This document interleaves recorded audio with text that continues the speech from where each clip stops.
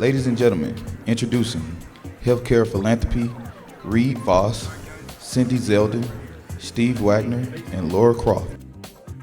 Greetings, hello, I am Reed Foss, CEO of National Vision, and welcome to the Improving Health Through Healthcare Philanthropy dialogue session.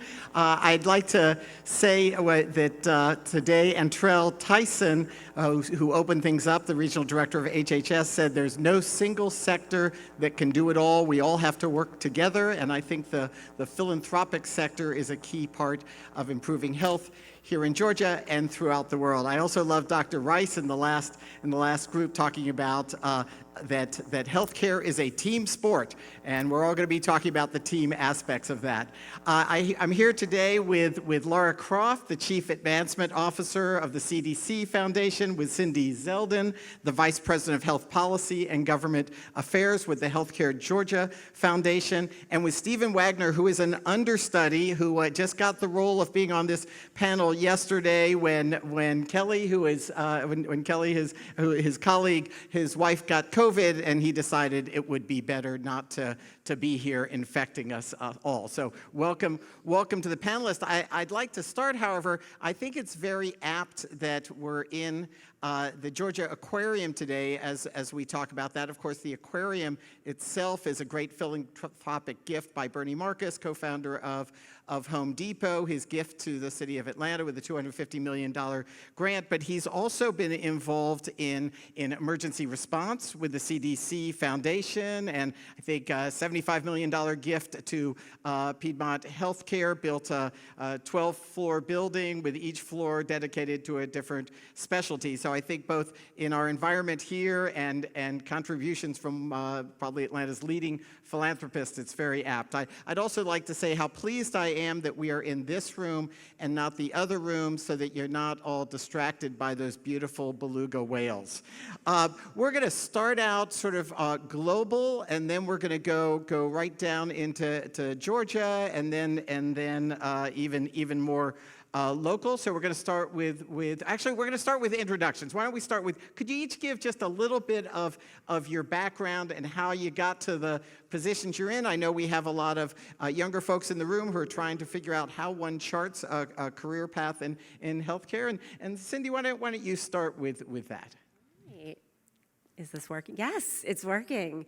Good morning, everyone. It's so wonderful to be with you. I am Cindy Zeldin. I am the Vice President of Health Policy and Government Affairs with the Healthcare Georgia Foundation, which is a role that I took on in July of this year. So I am 2 months into my new role, and I'm also new to health philanthropy. I have a long background in healthcare policy and advocacy and research, so it's a natural fit with our new strategic direction, which I'll talk about in a little bit.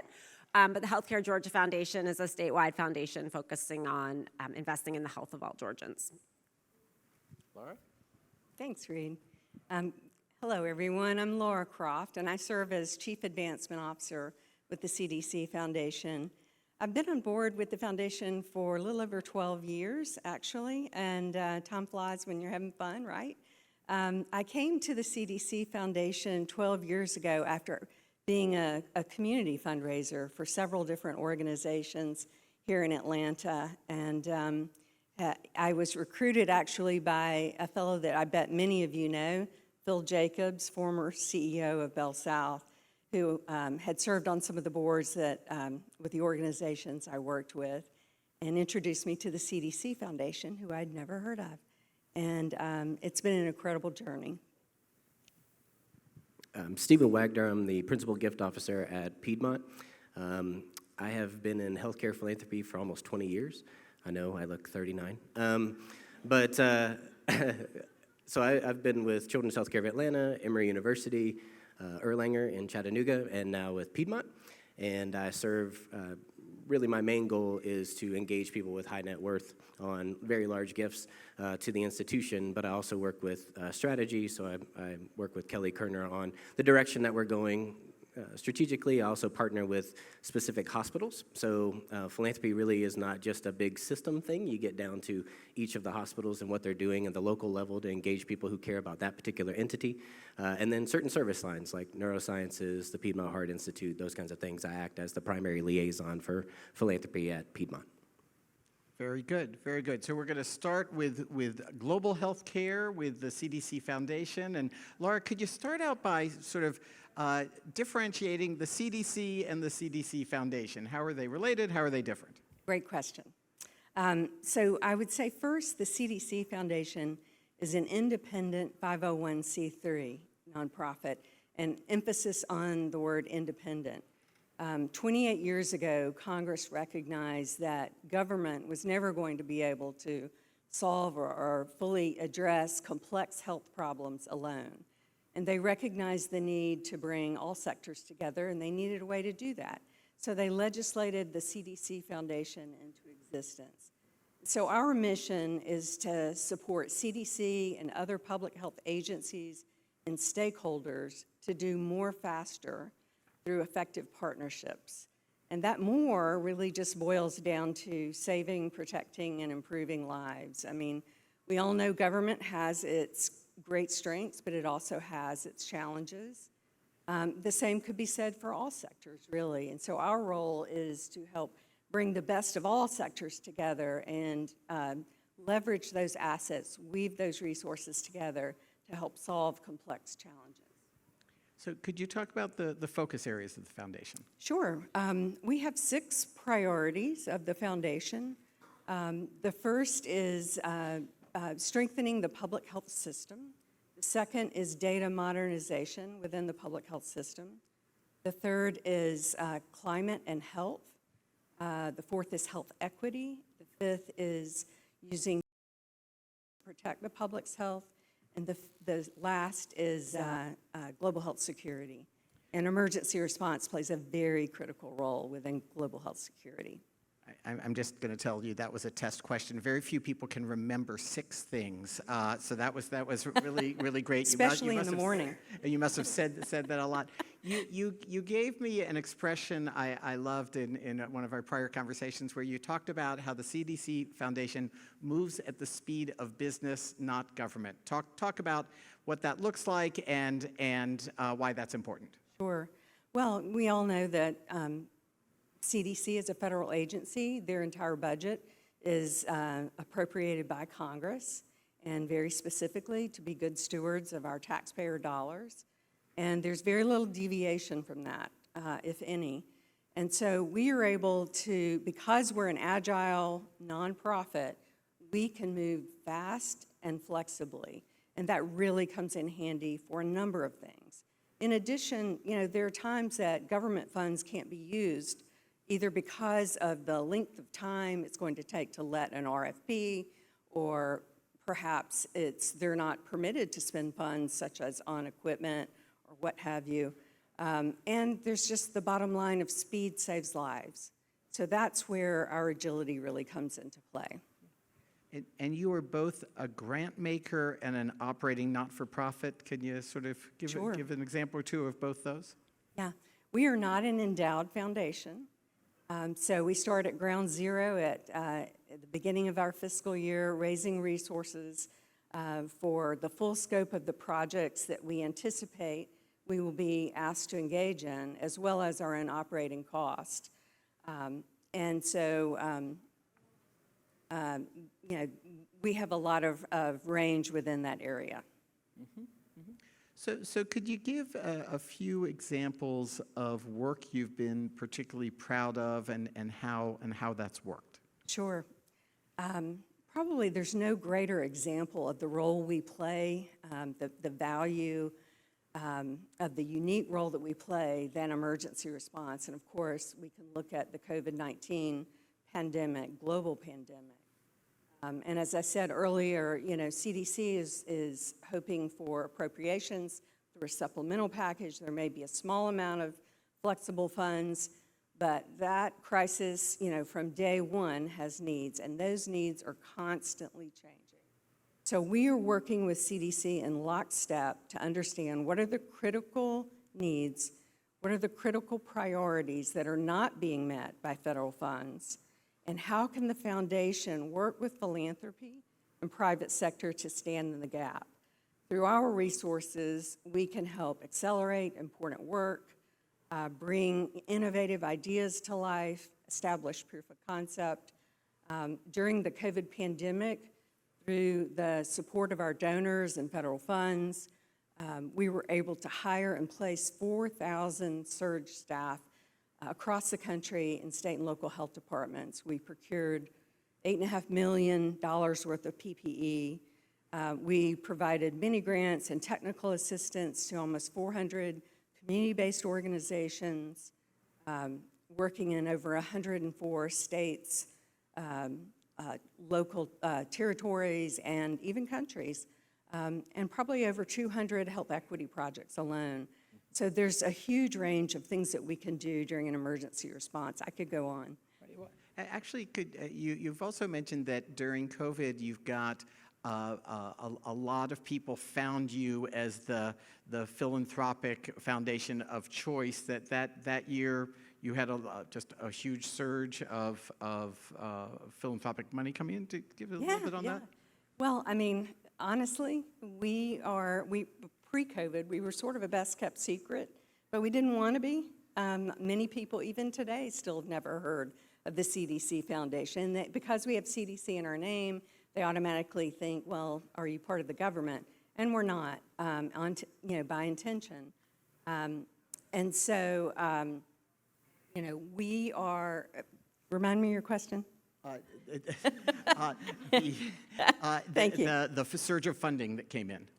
Surge of funding and individual donors. During COVID, Thank you. yeah. Thank you.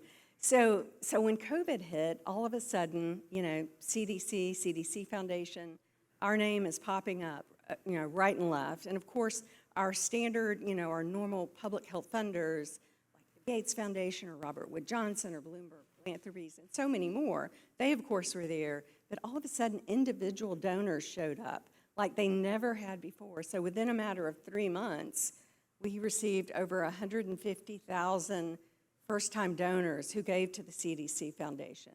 And our priority was to be very good stewards of those donations and put them to use where they were needed most. And I'd love to ask you about an example of national work and international work that I'm aware of. So your work with sickle cell, that is, I know you've got a program in a great many states now. Could you just give a little bit on that? Sure. Sickle cell disease is probably not a disease that you think of when you think of CDC. I am constantly amazed at the depth and breadth of the agency. And so CDC's National Center for Birth Defects and Developmental Disabilities has a division called the Division of Blood Disorders. At the time we engaged with them, they had 0 congressional funds to advance sickle cell work, but they had the Public Health Authority. And this is a perfect example of when CDC might come to the foundation. For those that don't know, sickle cell disease impacts what we think is roughly about 100,000 Americans. And very little has been done until most recent 5 years or so. Over the last 100 years, it's a devastating, incredibly painful disease and can shorten the life of people living with it. What was needed was a longitudinal data collection system to be able to track and better understand how patients engaged with the healthcare system. Where were the barriers? What were the access issues? What were the long-term trends? How did people with sickle cell transition out of pediatric care into adult care? And so much more, even specific demographic research. So the foundation engaged, and through the collaboration with partners and donors, we were able to launch the first longitudinal data collection system. That was back in 2015. And we started in Georgia and California. And the that has emerged out of that system is being utilized to understand where are the gaps, how can we improve access, has been amazing. I encourage you to go and look on CDC's website for the sickle cell data collection system if you're interested. And it's been an incredible, very fulfilling part of my career to have been a part of that and bringing that to life.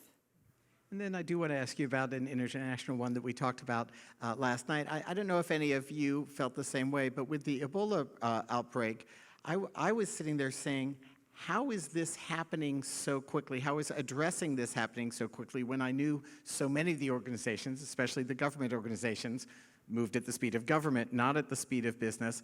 And I was thinking, who is coming together and making this happen quickly? And apparently, this was all centered around the CDC Foundation. Could you talk about just how that worked? And frankly, could you name some of the names who sort of stepped up for that? I'm happy to. Well, of course, we all know Ebola entered the scene back in 2014, peaking in 2015, but has continued really with pockets of outbreaks. And CDC engaged the foundation right away when they activated their Emergency Operations Center. And we're waiting on appropriations from Congress for a supplemental package. We're working in lockstep with their Emergency Operations Center to identify critical needs, where can we have the greatest impact, where are the key gaps right now. And so in doing that, we were able to mobilize about $56 million from Philanthropy. Some of the philanthropists were Mark Zuckerberg, Priscilla Chan, Paul Allen Family Foundation, the Bill and Melinda Gates Foundation, among many, many, many more. But with those funds, we built and stood up 3 emergency operations centers in 3 different countries in West Africa. Those emergency operations centers still stand today and are being used for various infectious disease outbreaks. We procured equipment. We bought motorcycles. Transportation moving lab samples was absolutely a huge need. We launched prevention infection control programs, training programs, how to use PPE so that you don't contract the disease, and so much more. It just really impressed me that this was the vehicle by which a lot of philanthropists. I'm surprised to hear, we don't often hear Zuckerberg's name associated with healthcare philanthropy, and so.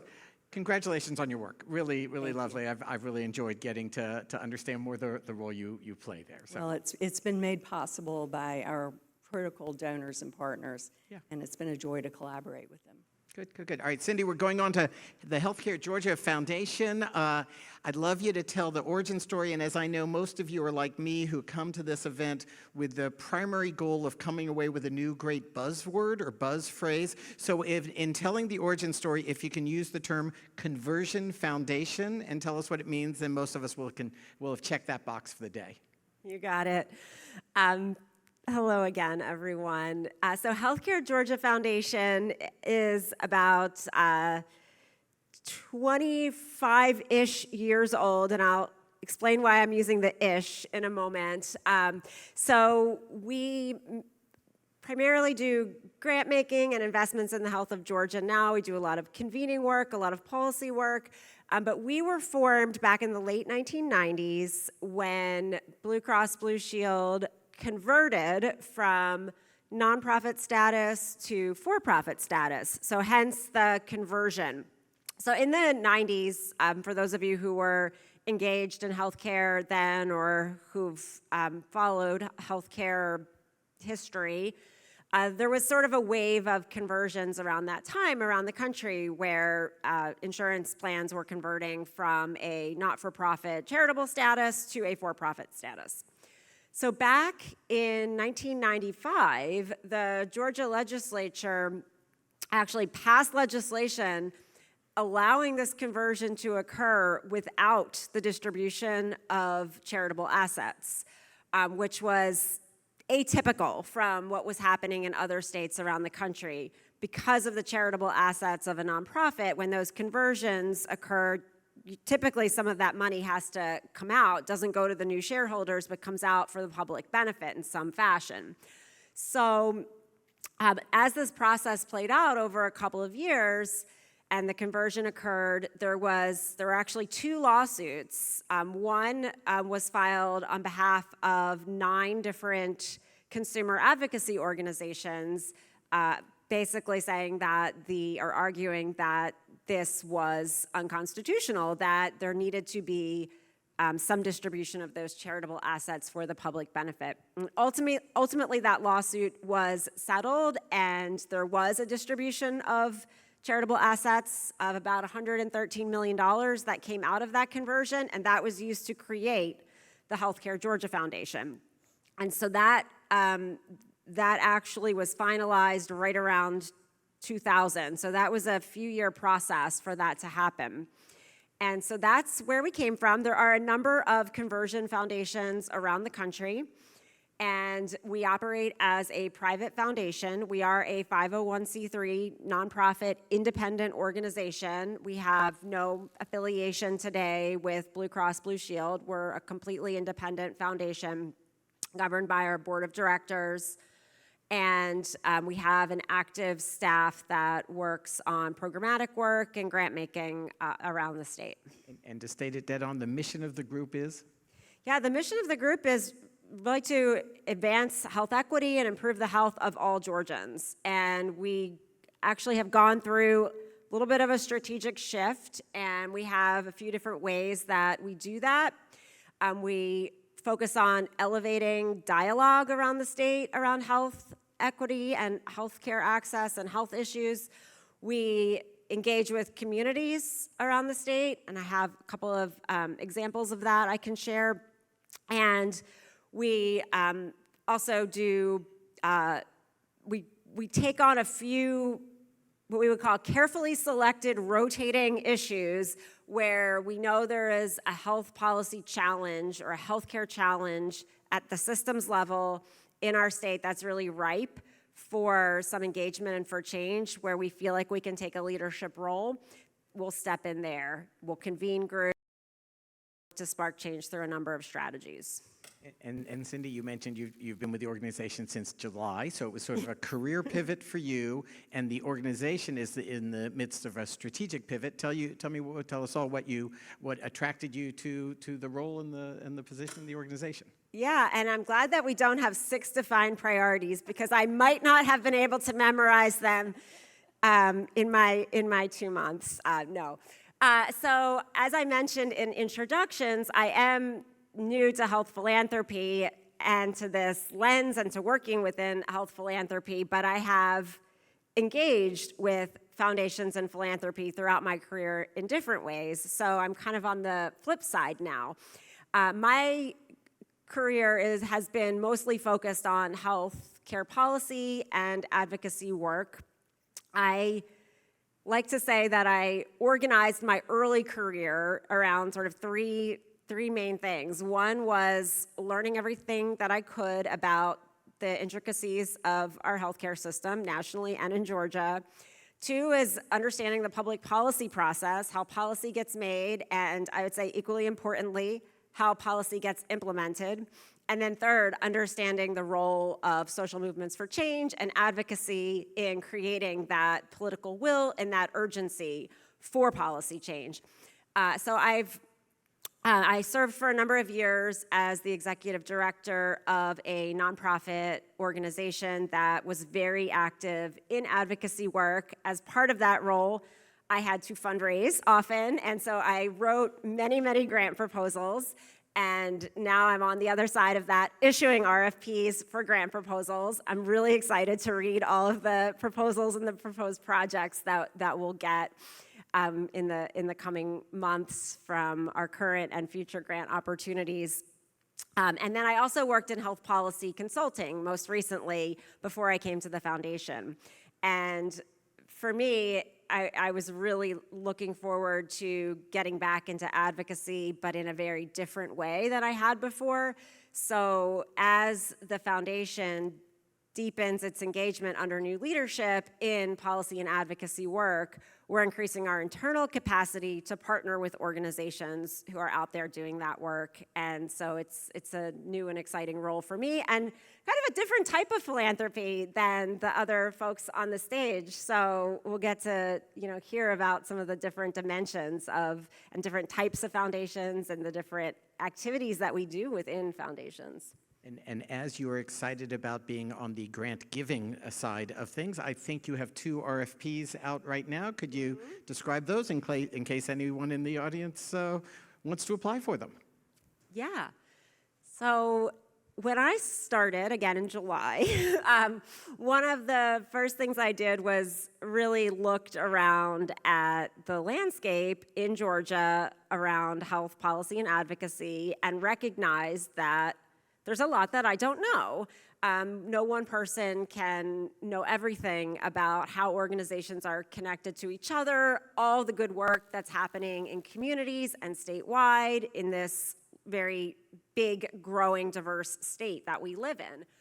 So we are commissioning some research now to do a landscape assessment of the health advocacy ecosystem in Georgia. So what we really want to understand is how the various nonprofits doing work around health and health equity in particular are connected to each other, what are the big issues they're working on, and where are there big gaps in either topical areas or probably more likely in certain types of capacities, certain types of functions, whether that's communications, community engagement, research, advocacy, organizing, all those various components. And then that will help us inform our work in the next couple of years. So we are looking for a great consultant team to work closely with us on that project. The other RFP we have out right now is for grants. It is for advocacy projects. And it's a little bit of a new type of grant category for us. And we don't have a specific health topic in mind, and we don't have a specific region of the state in mind. We are looking for really thoughtful projects that will advance health equity, improve health in the state through advocacy. And so that RFP is live. Proposals are due on September 29th, and we're looking forward to that bucket of grants. And we also hope to have the opportunity for some of those organizations who receive those grants to work with each other as a cohort, if you will, to improve the capacity around policy and advocacy.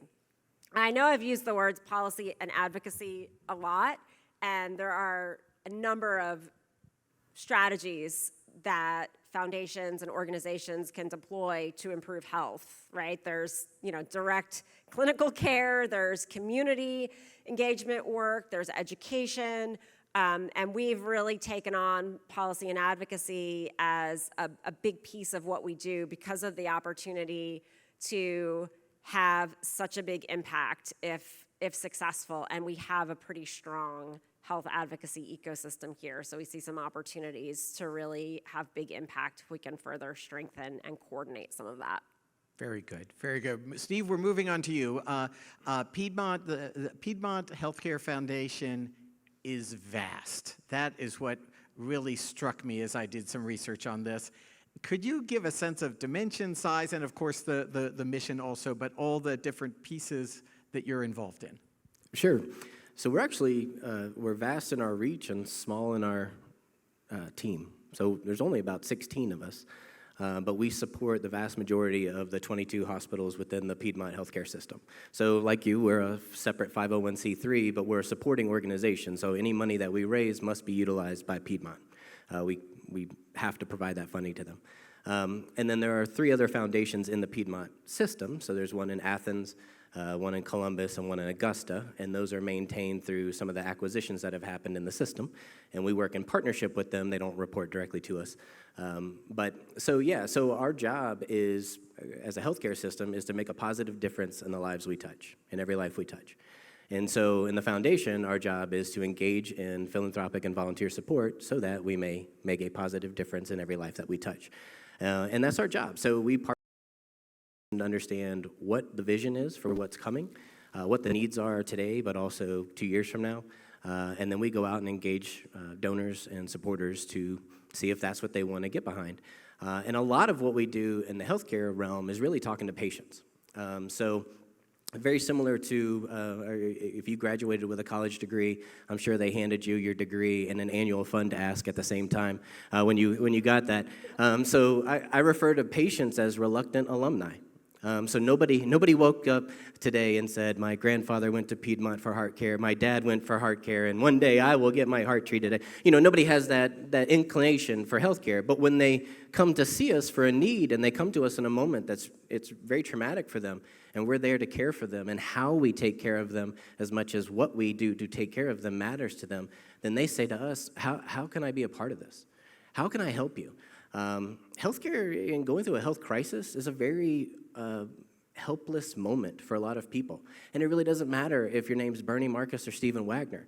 You can't solve your own problems when it comes to this. And so when a team of people like Piedmont come alongside you and say, we're going to help you through this, and we're going to care for you, and we're going to care about you while we care for you, it really does motivate people to open up their eyes and say, gosh, how can I be a part of what you need? And our patients are also who tell us what's missing, right? So they go through the experience and they say, man, we really had this experience. You guys were great. But if you just had X, it would have made it better. And so we get to say, well, let's talk about that. Let's see if we could do that. And then we work with leadership to try to make that kind of thing happen. The biggest challenge in healthcare for philanthropy is getting the philanthropic mindset to be strategic throughout the system.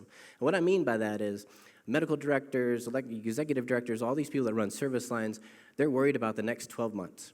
What are their surgical volumes? What are their inpatients? What's their length of stay? Those are all the things that are on their mind. And philanthropy is sort of this thing that kind of exists and they know about. And so what we want to do is incorporate that into the same planning they do for the business. So we want them to have a philanthropic plan.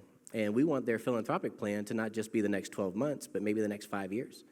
One of the funniest things I've experienced in every place I've been is asking a physician, if somebody gave you $10 million today, what would you do with it? And so few of them have an answer to that. And so my job is to help them have an answer to that. Because if anybody steps forward, whether it's $10 or $10 million, we want you to have a plan, an exciting plan, to be able to do that. So that's kind of what we do and how we engage. And I understand you do a lot in the area of indigent care. Could you talk about that? Yeah, so as a not-for-profit healthcare system, anybody who shows up gets to see the same doctors, have the same equipment, all that kind of stuff.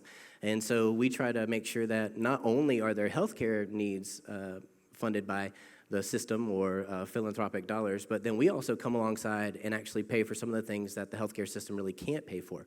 So because you're going through cancer treatment, you can't make your car payment. So we have funds set up where we're allowed to be able to allocate those funds to people based on a needs assessment that allows us to give them money for 3 months of their car payment. If they can't make a car payment, they can't have a car, they can't come for cancer care. I mean, there's all these things that are outside of that. And so being able to provide the same level of care, that same passion for whoever walks through our door is really core to who we are. And so philanthropic dollars actually allow us to make certain things happen for people that, you know, just like you would in the outside of the healthcare system. There are restrictions as to what you can do in terms of financial support for families.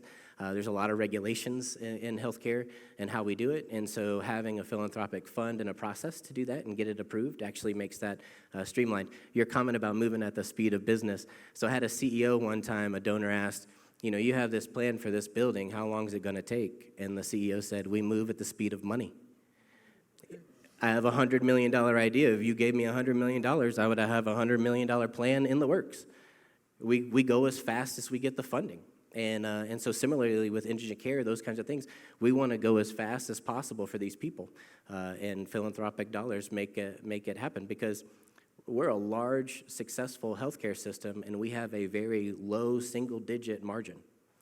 So we have 22 hospitals that have to share a 4% return for not only that new and improved CT scanner that you want in your community, but the air conditioner broke, and we have to fund that. And so there's never, quote, enough money. And so we come alongside that and want to help with those needs, but also want to challenge people and say, do you take time to think about really what you want to achieve? When I was at Erlanger in Chattanooga, I challenged the C-suite. I said, on your agenda, is there vision casting?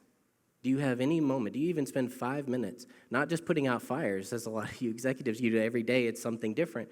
Are you taking time to ask yourself, what does this community need in 5 years, and how do we get it? And so we come alongside that and say, we can get you the funding to do that in 5 years. So, And I understand the health system overall donates $1.5 billion in care annually. It's very impressive. Finally, could you talk about the nursing scholarship program? I thought that was an interesting program of yours. sure. So a lot of what you're hearing in healthcare is nursing shortages, those kinds of things. And so we actually launched a fund with donor funding to basically give scholarships, it's $2,500 a quarter, to people who want to go into nursing school. And as a part of that, the agreement basically is we provide this funding, and then you work at Piedmont when you graduate for 2 years. And so it's been a huge effort, and the system has now come alongside that and is providing sort of matching funding for our donors. So what better thing to go talk to somebody about to say, hey, if you give $100, we'll make it $200, right? And so the goal is to eventually do 1,000 nurse scholarships. And that's, one, good for the community, having more nurses in our community, but two, it also is really kind of building a pipeline of people to come and work at Piedmont, because just like every healthcare system, we're in need of the staff support. And so it's really been great. It's very exciting. We just announced this publicly a couple months ago, but we've already raised about $1 million towards this effort, and then there's money coming alongside that, and we're going to people. The long-term goal is for us to get to about $10 million of funding. And then similar, you mentioned you're not an endowed foundation. I think the thing that's new to Piedmont, but places like Emory, academic medical centers, and universities have tons and tons of endowed dollars. And so I think new to Piedmont is having that conversation. Do we create an endowment so that this doesn't end when the funding is used, but instead it goes on in perpetuity? We need 1,000 new nurses in the next 5 years. We're going to need another 1,500 or 2,000 in the next 10 years. So looking at ways to kind of convert that. But it's very exciting, and really people get behind it because they're funding, one, somebody's career path. So they're helping somebody help themselves and pursue something that they're excited about.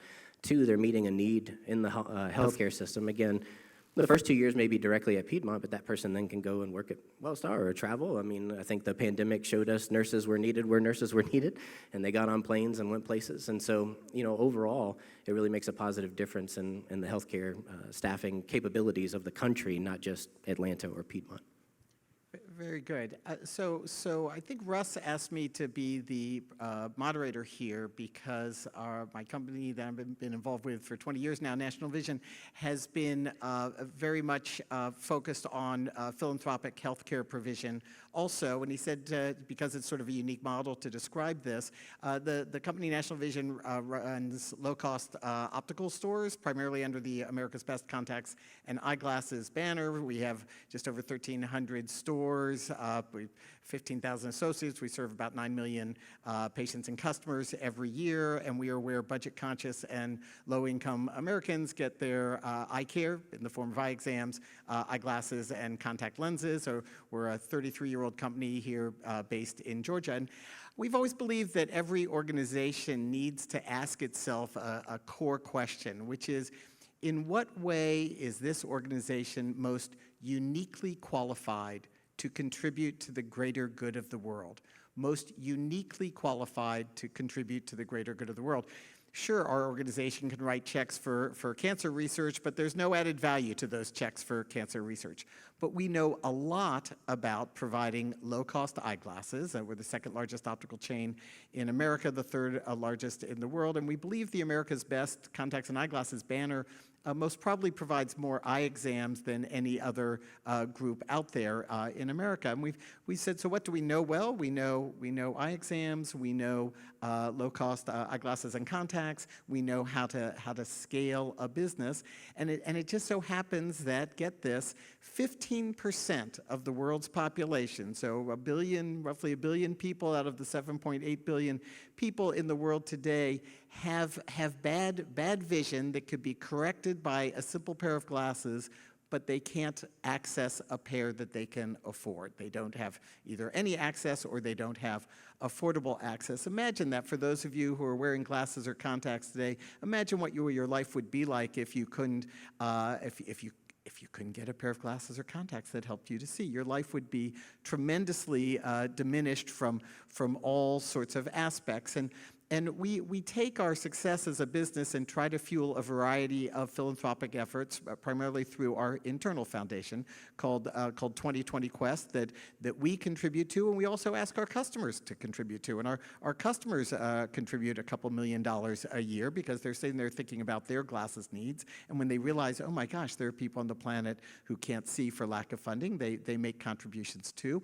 We believe we will help 1.5 million people throughout the world to get glasses this year who wouldn't have them otherwise, which is nice, but the problem is, of course, 1 billion people. So 1.5 million is really, really nice, but we think we've got a long way to go, and we work together collaboratively with a variety of non-governmental organizations like Vision Spring and Restoring Vision, and we work to pull together coalitions like the Coalition for Clear Vision, which is a part of the International Agency to Prevent Blindness, to try to work together to solve this problem both from the ground up and from the governmental levels down in order to solve this major global public health crisis that the New York Times referred to as the largest global public health crisis that you've never heard of. And our biggest success as a sector this year was when the World Health Organization reached out to the coalition we had helped to form and said,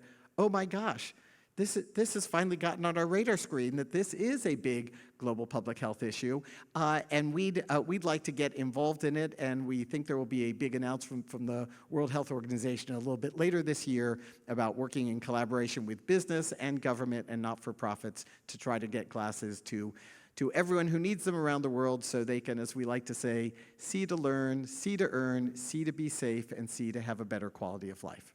So that's another example of how a business can be involved in philanthropic healthcare foundations. So in the remaining time we have, I want to ask each of you if you wanted to either leave behind one thought with the audience or ask the audience to take some action, what would it be? Laura, we'll start with you. Reed. Public health isn't always understood, and some have said, public health is like air. You don't need it until you don't have it. Another way of framing that is people don't often thank you for the disease they never got. It is critical to our nation's health security, national security, to have a strong public health system that can prevent, detect, and respond to health threats, be they infectious disease or non-infectious disease. And so it will take all of us, well beyond just government, community, business, philanthropy, and many more. We all have a role to play. And the foundation's tagline is, together our impact is greater. And I know much of you, all of you know that as well. Very good. Cindy? Wow. Before I answer this question, I just want to point out for the folks in the back of the room that Reed is wearing eyeglass socks, and it's really, really cool. Companies that have company socks are just more fun. So, love that. Yeah, I mean, this is such a great question. I would say particularly just looking out, I see a range of ages in the room as well. I see some folks who are likely early in their career and some folks who have a lot of experience. I would say the importance of state-level work in health is sometimes flies a little bit under the radar because so much happens nationally and it can become political. And there are lots of big forces out there, industry forces, and otherwise it can feel like a very large, overwhelming topic sometimes. But health and healthcare is also something that is personal to each and every human being. We all experience it in some way or another. Everybody's got to go to the doctor. People have health needs. People need prevention. They need treatment throughout the lifespan. And so there is a lot that happens at the state level and the local level too that can really affect how millions of people experience health. And the advocacy work is so critical to that. When I look at this state and look at the numbers, very high uninsured rate, and I worry every day that it's getting worse because as we go through Medicaid redeterminations process as part of the end of the public health emergency, people are falling off coverage every month. We have some real shocking health disparities in our state, particularly around maternal and child health, but across a number of chronic health conditions. And so get involved, stay informed, learn about the organizations working to change some of that, working to get people into health coverage, working to engage communities around health prevention, working to educate policymakers and raise awareness about the importance of health and health access. So pay attention, get engaged, get involved. Steve? I have a plan. So if you work in healthcare, kind of like what I touched on, create a vision. So especially large philanthropic donors, they get excited about the vision you cast, even more so than meeting your needs. When you tell them what you're going to do when they meet your needs, what the impact is going to be. But if you work in a healthcare system that is a nonprofit system, I just challenge you to have your leadership expect people to have annual plans for philanthropy, long-term plans for philanthropy. A lot of what we do with donors, especially high net worth donors, is it's a little bit like dating. You don't show up the first date and say, do you want to have kids and get married? When you first meet these people, it takes a long time. On average, it's 18 to 24 months from your first conversation with a major donor to the time they write you a check or agree to a pledge. So challenging people to think longer term is a big thing in what we do. And having those plans, we always want to have an exciting answer to how can I help you? And when you do that, what your healthcare organization will take 20 years to eventually achieve, donors can help you do it in 2. So realizing the power of philanthropy and that engagement and having your system understand it, plan for it, and even having all the frontline staff just know the answer is yes. Can you help here? Yes. I will connect you to somebody that can help you. Getting that built into your culture is transformational for healthcare systems.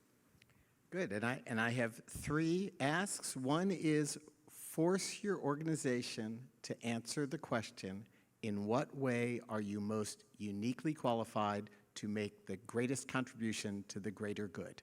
That's such a core question, and the answer for that is positively trajectory setting for organizations. 2, get your eyes examined and buy your glasses from America's Best Contacts and Eyeglasses. And 3, give to causes like Vision Spring and Restoring Vision that help us to ensure that everyone on the planet, no matter how poor or how rural, has access to the glasses they need to live a good life. Thank you all very much.